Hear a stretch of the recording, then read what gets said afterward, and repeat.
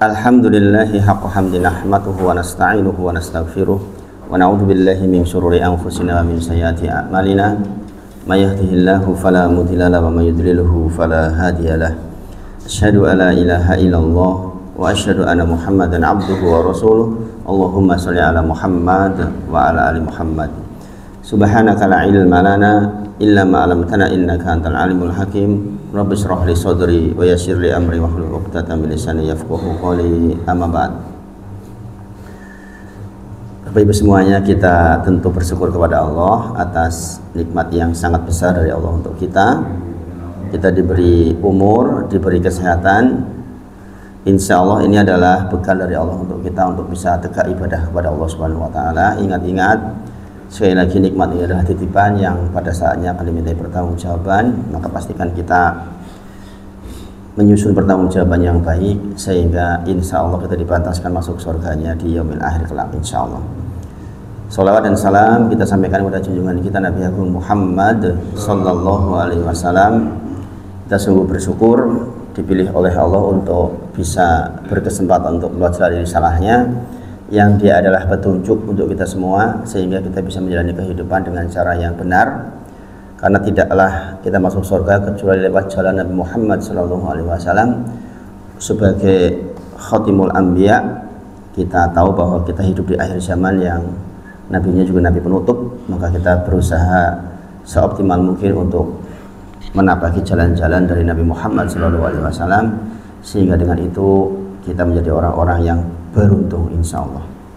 Rasulullah bersabda, tuba liman wajada fi sahifatihi, tuba liman wajada fi sahifatihi istighfaran katsira. Sungguh beruntung orang-orang yang nanti ketika dibuka catatan amalnya banyak istighfarnya. Maka kita memperbanyak istighfar, apalagi sekarang hari Jumat, hari yang menjadi ibunya hari. Kita banyak beristighfar dan kita banyak bersalawat kepada Nabi Muhammad SAW. Mudah-mudahan kita menjadi orang-orang yang beruntung. Kemudian kita melanjutkan sedikit tentang dampak maksiat.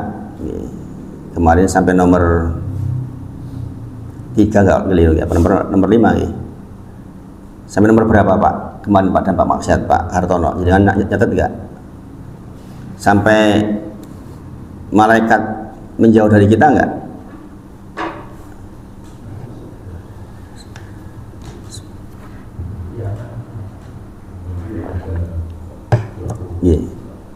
Ya ada 20-an. Saya sebutkan nanti separuhnya saja insya Allah. Masih awal. Jadi kita kembali merujuk ke Quran surah Ar-Rahman tentang waliman khafa maqama rabbih jannatan. Kalau nggak salah surat Ar-Rahman nomor berapa itu? Nomor berapa 46 nomor Coba nanti dengan cari. Yang kedua yaitu di dalam surah An-Nasr dikatakan wa amma man khafa maqama rabbih wa nahana nafsa 'anil hawa fa innal jannata hiyal ma'wa.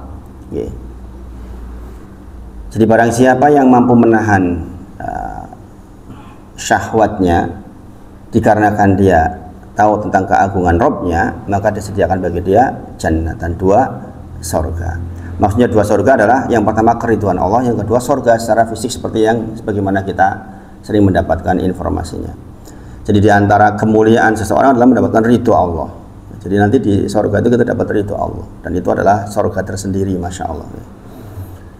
Kemudian demikian juga di dalam Quran surah An-Nasr dikatakan wa amman khafa maqama rabbih wa nahana nafsa 'anil hawa fa innal jannata hiyal ma'wa. Barang siapa yang ketika terbertik untuk bermaksiat kemudian dia ingat Allah, ingat bahwa dia akan berdiri di hadapan Allah untuk mempertanggungjawabkan apa yang dia buat itu, kemudian dia menghindari fa innal jannata hiyal ma'wa, maka tempat kembalinya adalah surga.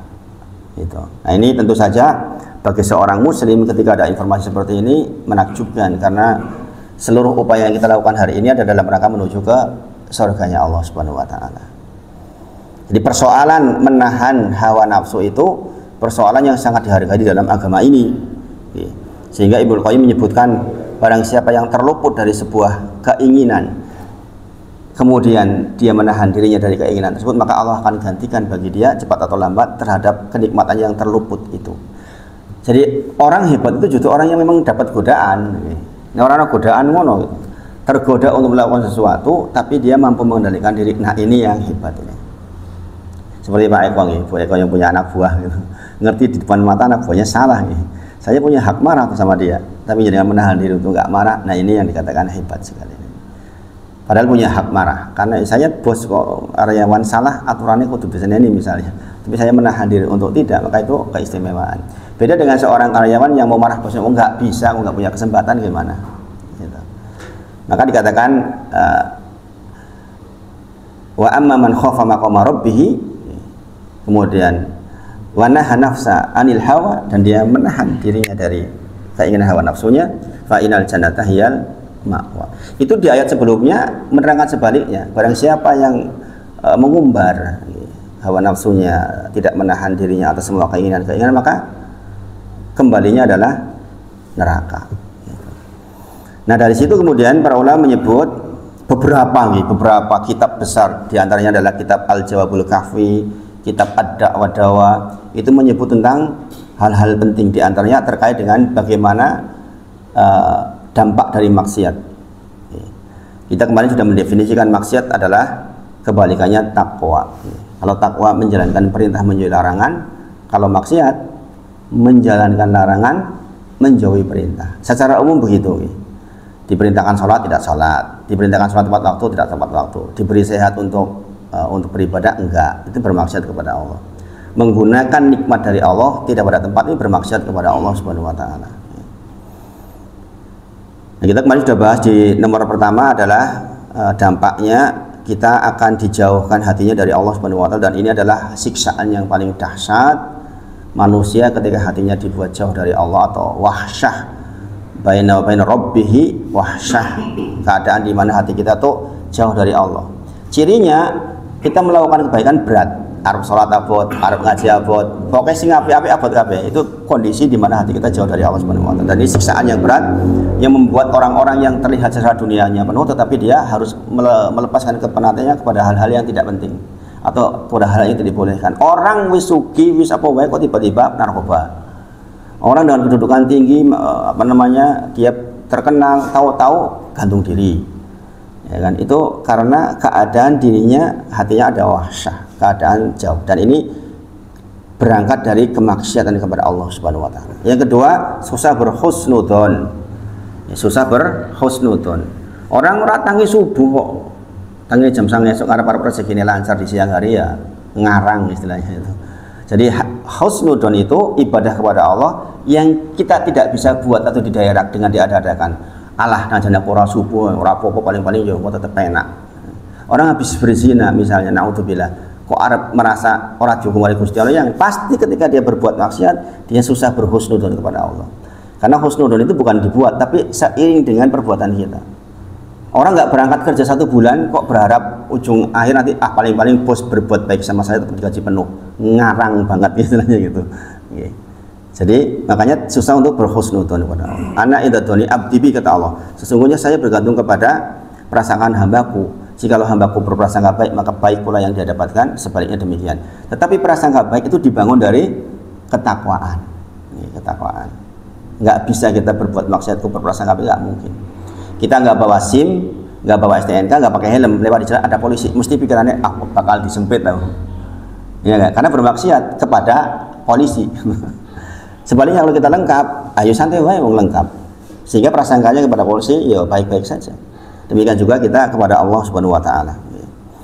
Kemudian yang ketiga kemarin adalah dicabut kenikmatan, dan ini yang mengerikan. Seseorang yang bermaksiat kepada Allah pasti dicabut kenikmatan atas perbuatan baiknya. Seseorang yang lirak-lirik di luar, pasti kenikmatan terhadap istrinya dicabut oleh Allah Subhanahu wa taala, sehingga hambar melihat istrinya, nggak mau ngobrol sama istrinya. Ada orang yang kalau teleponan sama istri orang lain rajin banget, seneng men koyok-koyok to, jebul bojone, ala-ala aku lagi sibuk kok gak ngomongi kowe. Ini kan masalah. Maka dicabut kenikmatan, dan ini banyak terjadi. Yang keempat, nah ini yang penting adalah malaikat yang menjadi walinya dia menjauh per satu maksiat dengan 1 mil per menjauhnya.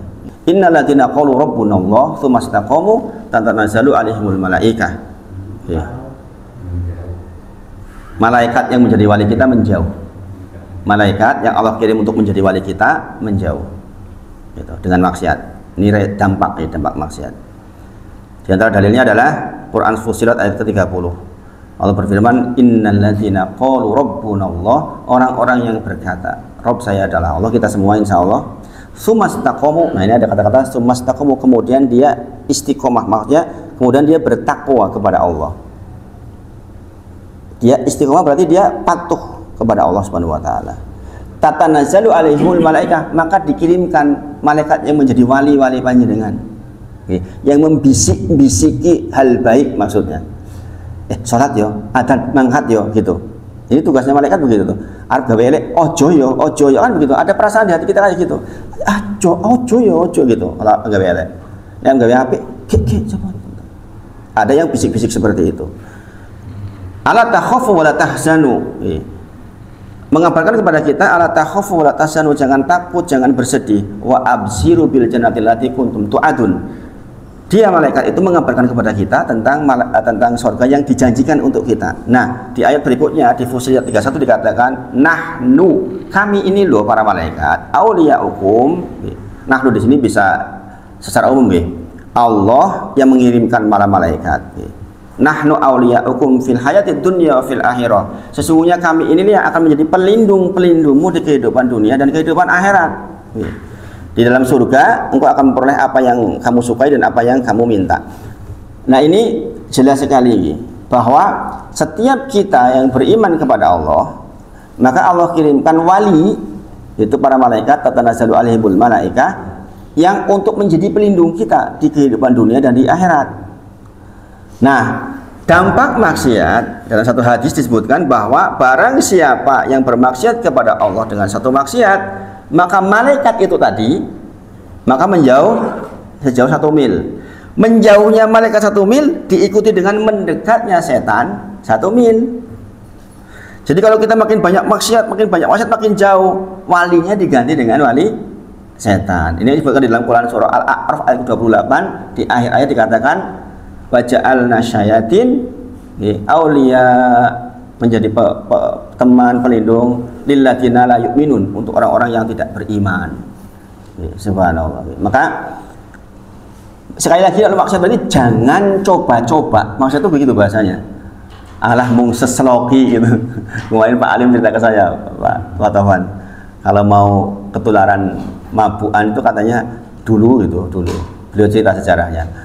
Saya dulu padahal yo enggak niat Ustaz. Tapi teman-teman ngumpul nyoba lah sak seloki ora apa-apa to, sak seloki gitu. Akhirnya lho sak seloki. Ora apa-apa ya gitu. Akhirnya lama-lama ketularan. Alah nyoba lah rokok sak sedotan gitu misalnya. Maka bahasanya dari sini, dari keterangan ini, jangan coba-coba, karena bermaksiat menjauhkan malaikat dari kita. Bayangkan kita dekat sama malaikat saja menjadi pelindung kita, kadang-kadang sono godaan saya menene adoh niku pripun, kan lebih membahayakan kondisi. Makanya jangan sekali-kali pokoknya jangan pengen coba-coba alahnya paling mung ora apa-apa lah engko tobat, itu kan bahaya banget itu. Jangan sekali-kali seperti itu. Kemudian yang kelima, susah terhadap urusan di dunia dan di akhirat nanti. Jadi orang yang bermaksiat kepada Allah akan dibuat susah urusannya. Orang bertakwa bukan tanpa soal. Orang bertakwa itu juga dengan ribuan soal, tetapi soalnya diberi solusi oleh Allah Subhanahu wa taala. Itu poinnya Coba jenengan kebayang nggak Yusuf alaihissalam itu kalau nggak bertakwa kepada Allah. Makanya tadaburlah surat Yusuf itu sering-sering. Kisah kehidupan yang lengkap di dalam Al-Quran dari awal sampai akhir, ya kita kisah surat Yusuf itu alaihissalam. Bayangkan dia masih kecil, bajunya dicopot, masukin ke sumur, diangkat jadi budak, dijual, suruh bekerja gratisan, kemudian tumbuh dewasa, difitnah, berzina dengan istri pejabat, dimasukkan ke penjara, di penjara lama. Sudah ketemu di penjara orang yang dianggap bisa menjadi duta untuk menolong dia kan mentakwil mimpi kan bisa. Koncone sing loro iki Orang kodok orang rojo nih, lali dibuat lali sekian waktu lama. Bayangkan, artinya bertubi-tubi kesusahan datang kepada Yusuf alaihissalam, tetapi Yusuf alaihissalam tetap punya prasangka baik kepada Allah, tetap urusannya dipermudah. Kenapa? Karena dia bertakwa kepada Allah sehingga ujungnya tetap kebaikan. Nah ini yang menjadi pegangan kita. Sepanjang kita bertakwa kepada Allah di dalam kesulitan kita nggak masalah. Yang masalah itu kita bukan masalah aksesoris dunianya. Sekali lagi, kalau orang diberi aksesoris dunia kemudian dia tidak menjadi bertakwa kepada Allah, ya masalah. Besok saya ketemu lagi nih hari Sabtu nih, dengan salah seorang yang saya ceritakan panjenengan kena was-was itu, masya Allah. Semoga Allah jadikan kesembuhan lewat doa panjenengan semua. Saya minta doa panjenengan semua nih untuk orang tersebut nih, supaya sembuh, karena di bawahnya dia puluhan ribu orang bergantung kepada hajatnya, maksudnya karyawannya kan banyak sekali, karyawannya banyak sekali, sehingga kesembuhan beliau menjadi penting. Kemudian sekali lagi berarti sebaliknya, kalau kita tidak bermaksud kepada Allah, urusan kita menjadi mudah. Dan ini dalilnya, bayangkan loh, jangan perhatikan nih, dalil terkait hal ini nomor 5 ini adalah Quran surah At-Tolak. At-Tolak apa At-Tolak? Talak, hendak bercerai. Ini kan sesuatu syariat yang dibolehkan tapi kan dibenci sama Allah. Urusan besar banget maksudnya. Makanya kata-kata barang siapa yang bertakwa kepada Allah dia akan mendapatkan mahroja itu ada di surat ini, menunjukkan bahwa soal sebesar perceraian saja, kalau prosesnya bertakwa kepada Allah itu tetap diberi solusi. Ini kan penting banget ini. Opo meneh urusan-urusan lain yang lebih rendah dari itu derajatnya. Contoh bertakwa dalam kasus At-Tolak ini. Orang jatuh talak 1, sudah boleh keluar rumah belum istrinya? Sudah boleh keluar rumah belum? Mas Deni, naudzubillah misalnya Mas Deni, jadi kan menjatuhkan talak. Kau tak balik yang ibumu misalnya jatuh talak 1. Istrinya boleh keluar belum? Talak 1 Mas, talak 1. Belum, talak 1. Keluar rumah saja nggak boleh. Dia masih tetap tinggal di rumahnya. Jikalau nanti berhubungan lagi, maka sudah selesai, sudah rujuk namanya. Sekarang banyak orang di rumah tangga sekarang itu baru suaminya nesu sitik, belum talak. Wis minggat coba omah baliknya ngene bapak ibu. Ini kan nggak bertakwa namanya. Ini di antara tafsir surah At-Tolak itu. Jadi bahkan urusan talak pun itu harus bertakwa kepada Allah Subhanahu wa taala. Ini pentingnya belajar ya, bahwa hal-hal besar seperti ini tuh memberikan faedah yang sangat besar untuk kita sesungguhnya. Maka urusan-urusan yang lain di bawah urusan perceraian pastilah lebih mudah jika kita bertakwa kepada Allah. Wa may yattaqillaha yaj'al lahu makhraja wa yarzuqhu min haitsu la yahtasib. Ini jenengan bahasa surah At-Tolak. Ini surat tentang perceraian, bayangin. Tapi menjadi dalil yang umum untuk keseluruhan urusan kita. Ada kisah lucu nih. Orang dibuat susah karena bermaksud itu. Golek jodoh yang ngelepol-polan gitu. Melamar sana sini gagal terus gitu. Dia ngelamar, dikoncone, sing ditompo koncone. Aku karo kowe wegani karo kancamu gelem. Subhanallah. Ini saking susahnya urusan. Sampai saya katakan nih ada masjid yang kebetulan remajanya itu masya Allah kalau ngaji itu duduk rapi di Masjid Al-Ma'arij itu Mas. Malam Selasa saya ngisi di sana. Itu sistematika cara belajarnya itu masya Allah. Jadi begitu saya masuk, saya persiapan, itu semua remaja menyiapkan minuman, ada camilan kecil, udah selesai semuanya. Begitu saya salam, mereka sudah duduk seluruhnya. Itu masya Allah sampai selesai nggak keluar. Ini menakjubkan, dan yang menggerakkan kegiatan di masjid itu sekarang yang muda-muda memang. Bayangin kegiatan ini tidak menggunakan dana masjid Mas ini, kayak Al-Fajar Mas ini. Mereka urunan sendiri, masya Allah. Tidak pakai dana dari masjid, padahal saldo masjidnya hampir 40 loh itu. Tapi nggak dipakai karena takmirnya sesepuan. Akhirnya pemudanya bergerak dan sekarang alhamdulillah jalan. Ini sudah bulan keberapa? Mei. Pertama tahun 24 Mei, sekarang udah bulan Desember. Sudah setengah tahun lewat. Masya Allah ya. Jadi kadang seperti itu, kalau kita bermaksiat kepada Allah itu nanti akan dibuat susahnya urusan kita. Sekali lagi, bukan berarti orang bertakwa itu tanpa soal. Orang bertakwa itu dengan soal, bahkan lebih besar. Tetapi soalnya diberi solusi oleh Allah Subhanahu wa Ta'ala. Beruntunglah kita yang menjadi orang-orang yang bisa menjadi pengiring untuk keberhasilan atau solusi untuk orang itu. Masya Allah, Masya Allah. Jadi sekali lagi, secara asal yang namanya maksiat itu menimbulkan beban berupa susahnya urusan. Bertakwa di dalam perceraian, kenapa saya sebut ini? Karena ini surat At-Tolaq kan, di antara dalilnya. Boleh nggak kita mentalak istri kita dalam kondisi tidak suci? Boleh nggak? Nggak boleh kan? Talak itu dalam kondisi sudah suci dan belum digauli loh ya. Ini hati-hati laki-laki ini. Ya mudah-mudahan tidak terjadi, ini pengetahuan saja. Nggak boleh jenengan sudah suci kemudian digauli kemudian talak, itu nggak boleh. Nah, ini bab tentang talak saja. Kalau bertakwa kepada Allah pasti solusinya terbaik. Kata-kata mahroja itu apa? Seperti leng dob atau lubang dob yang kecil tapi besar setelahnya, menunjukkan bahwa sesempit apapun soal kita, kalau kita bertakwa maka akan diberi solusi. Nomor 5. Nomor 6. Nah ini juga berbahaya sekali, akan terhalangi dari ilmu yang bermanfaat. Makanya mau maksiat mesti wegah ngaji, jaminan guys. Kon ngaji mesti angel wong bermaksiat niku. Karena di antara bahayanya bermaksiat, deleng sing ora-ora, mendengar yang enggak, pasti rumusnya adalah dia susah ngaji. Gimana mau ngaji? Udah wegah. Terhalang dari ilmu yang bermanfaat. Jadi yang keenam itu dampak maksiat adalah terhalang dari ilmu yang bermanfaat. Seseorang mengatakan kepada gurunya, aku mengeluhkan tentang susahnya hafalanku, bahkan ini imam besar ya. Dikatakan oleh gurunya, maka perbaikilah, bertakwalah kepada Allah, jangan bermaksiat. Jadi kalau dengan mempelajari suatu angel banget itu ada hal yang seperti itu. Kalaulah pun misalnya dapat ilmunya nggak memberikan manfaat buat dia, maka diantara tantangan dai kayak saya ini, tantangannya itu bagaimana saya bertakwa kepada Allah di kala rame dan di kala sepi. Di kala rame dan di kala sepi.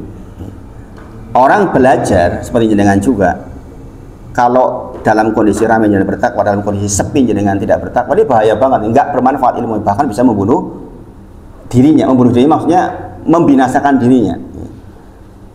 Kalau seorang dai kok misalnya ketika sendirian nonton sing ora-ora, oh dijamin gak bermanfaat, dijamin nanti kalimat-kalimatnya membahayakan umat itu. Makanya saya kadang-kadang juga bingung juga, ada dai kalimat-kalimatnya kok ngenesmen gitu. Ada perempuan tanya, ini malah disebutkan body shaming gitu. Subhanallah. Sekarang lagi ramai begitu kan gitu. Yang di sejenis kumpulan-kumpulan yang begitulah ya. Subhanallah, yang dibayar 75 juta aja masih komplain itu. Nek saya dibayar 75 juta pingsan saya yang pingsan. Iki disangoni 75 juta sih njaluk 200 juta. Dan kalimat-kalimatnya subhanallah. Apa yang enggak takut gitu. Apa yang enggak takut gitu. Jadi yang dikatakan terhalangi dari ilmu yang bermanfaat, dia punya ilmu tapi ilmunya nggak berikan manfaat sama sekali buat yang bersangkutan. Nah ini kalau jangan perhatikan terhalang dari ilmu yang bermanfaat itu bahayanya luar biasa. Bahayanya luar biasa. Maka ingat-ingatlah ketika kita hendak bermaksud dengan mata kita, dengan pendengaran kita, ingat-ingatlah, jangan akan dihalangi dari ilmu yang bermanfaat. Ini bahaya sekali, salah satu bahaya. Karena apa? Ilmu itu adalah penerang. Ilmu itu adalah penerang. Ilmu agama itu bagaikan cahaya penerang. Apa maksudnya? Ini dalam satu keterangan. Secara garis besar Ibnul Qayyim rahimahullah menjelaskan sebagai berikut. Ilmu itu hayatun, ilmu itu kehidupan, dan nurun, ilmu itu cahaya. Ya iyalah, kita tahu ini itu kan karena kita belajar. Sedangkan kebodohan itu adalah mautun, atau kematian, dan dzulmatun atau kegelapan. Itulah semua kejelekan berangkat dari ketidaktahuan. Kita belajar tentang maksiat untuk tahu maksiat agar kita terhindar dari maksiat ini. Tidaklah cukup seorang muslim mengetahui yang baik-baik saja, karena kalau dia nggak tahu yang buruk-buruk maka dia akan terjebak keburukan, sementara dia tidak tahu. Oh, jebul ki ngerokoknya ora entuk to misalnya. Terus diwasa seneng ngerokok, jebul ngerokoknya ora entuk misalnya. Jebul ki riba ki ora entuk to, ora sinau kok piye. Gitu. Allah berfirman di dalam Quran surah Al-Baqarah 257. Allahu waliyul ladzina amanu yukhriju minadh-dhulumati ilan nur. Allah itu menjadi pelindung orang-orang beriman yang mengeluarkan mereka dari kegelapan kepada cahaya. Sebaliknya, setan itu menjadi aulia, temannya orang-orang yang buruk, yang menjadikan dia dari cahaya ke kegelapan. Al-Baqarah 257. Nah, itu dimaksud cahaya di situ adalah ilmu, yang dia adalah Al-Qur'an, dengan antara dalilnya adalah Quran surah An-Nur ayat ke-35. Surah An-Nur ayat 35. Allahu nuru samawati wal ardh, dan seterusnya. Nanti di akhir ayat dikatakan, di menjelang akhir ayat dikatakan nurun ala nur, cahaya di atas cahaya.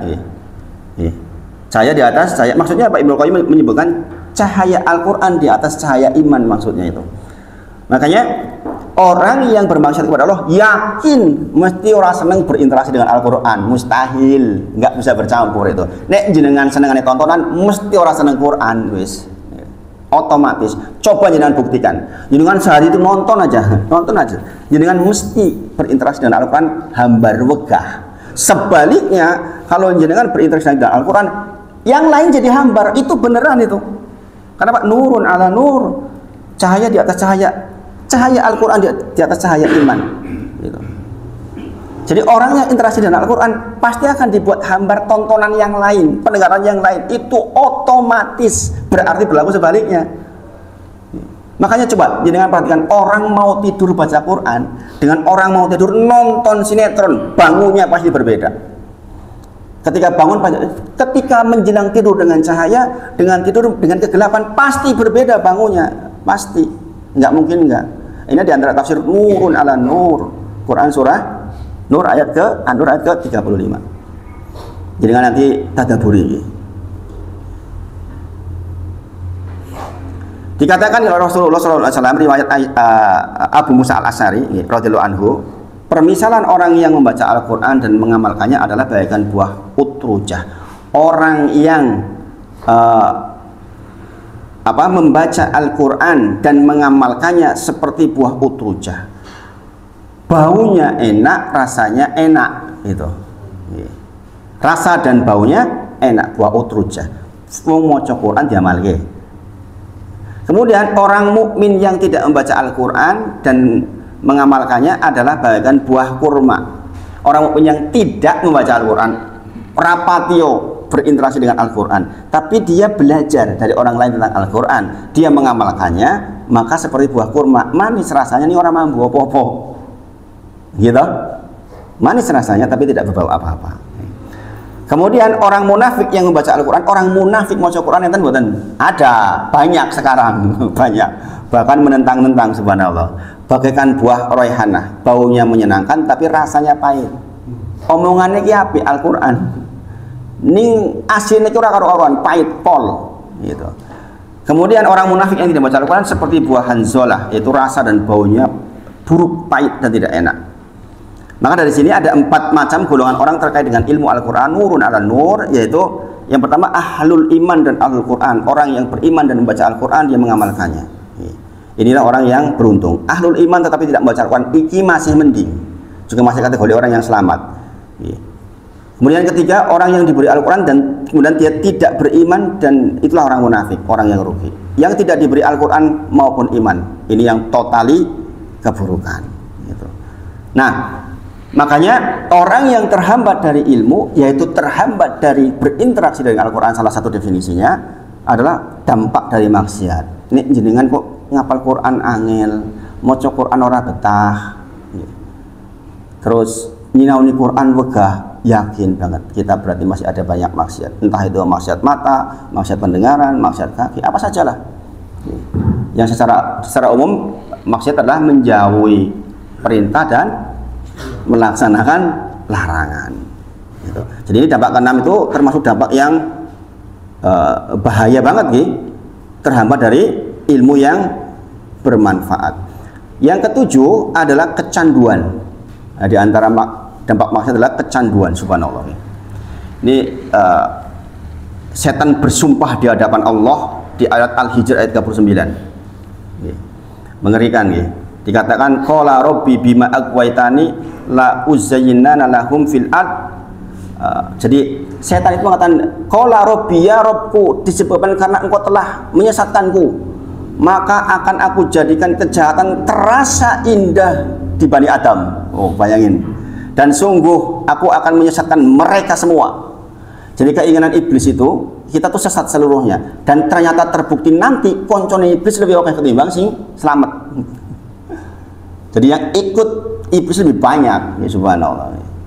Ini janjinya iblis di depan Allah, Jangan perhatikan, qala rabbi, iblis loh, iblis masih mengatakan qala rabbi ya Rabbu. Jadi nek wong ngono ora percaya ke Gusti Allah ya kebangetan. Iblis wis percaya loh, iblis. Dia sadar, ya Allah, ya Rabbku. Dikarenakan kau telah menyesatkan, berarti kan dia mengakui masih Allahnya dia, masih mengakui Robnya adalah Allah gitu. Like ono wong ora percaya kalau Gusti Allah niku pripun. Tapi dia menjanjikan untuk saya jadikan seluruh keburukan indah di mata Bani Adam. Ini yang menjadikan buah asal mulanya bibit kecanduan itu loh. Jadi orang mencoba satu seloki, kemudian dia lama-lama pakai, kemudian lama-lama sako kalau enggak, kan gitu. Iya enggak? Pertamanya kita gitu, halusinasi jadi kepenak, ya kan? Lama-lama dia mengkonsumsi itu bukan untuk kenikmatan, tapi untuk menyembuhkan sakitnya. Orang sakit kan sakit, kan gitu kan? Kalau nggak dikasih ya tambah parah. Makanya di antara obat orang kecanduan itu kan nggak langsung blok diambil, kan enggak. Sebagaimana Rasulullah perintahkan bertahap kepada para sahabat ketika terkait dengan khamr, nggak langsung kan begitu turun perintah langsung blok, itu enggak. Kalau nggak keliru sudah di Madinah gitu turunnya itu, sehingga ketika turun perintah semua tempat sampai becek dengan khamr, subhanallah. Kalau orang tidak melakukan hal buruk itu dia akan gelisah. Orang biasa dugem, orang dugem gelisah. Orang biasa mabuk, orang mabuk gelisah. Dibuat gelisah, ini namanya kecanduan itu. Dan ini berlaku umum, bukan hanya persoalan minuman. Apa saja yang membuat dengan candu. Kebiasaan dolan ini orang dolan gelisah. Kebiasaan ngobrol-ngobrol di cakruk misalnya, nek orang ngobrol rasanya gelisah. Kebiasaan ngerokok, nek orang ngerokok gelisah. Itu udah kecanduan. Itu memang dibuat oleh setan, subhanallah. Kalau nggak dilawan itu bahaya banget. Dan itu buah dari maksiat.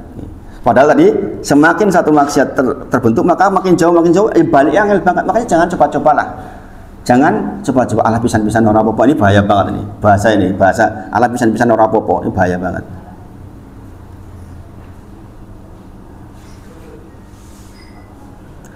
Ini kisah nih, saya baca dari salah satu kitab nih. Ada yang bertanya kepada Syekh, dulu saya sering melihat film porno, dia mengatakan begitu. Setelah tobat, saya selalu muncul di dalam sujud, di dalam sholat. Nah, ini yang saya katakan bahayanya maksiat. Sekali terekam oleh kita, yakin banget untuk mengeluarkan dari otak kita susahnya pol. Jujur ya, saya dulu waktu kuliah pernah, saya nganter temen anak ikom di UGM, beli komuter, jam waktu komuter luar biasa. Salah satu yang dikonsumsi pertama oleh teman-teman itu adalah itu. Saya sempat lewat. Saya tuh sampai keringet dingin keluar, dan sampai hari ini gambar itu nggak bisa hilang. Ini itu saya udah lama jadi dai loh.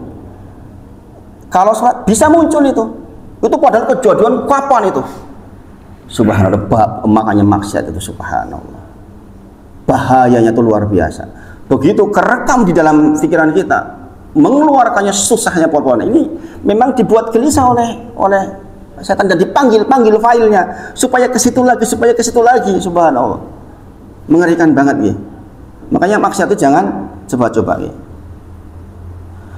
Bayangkan ya, ada orang datang ya, perempuan ya. Subhanallah ya.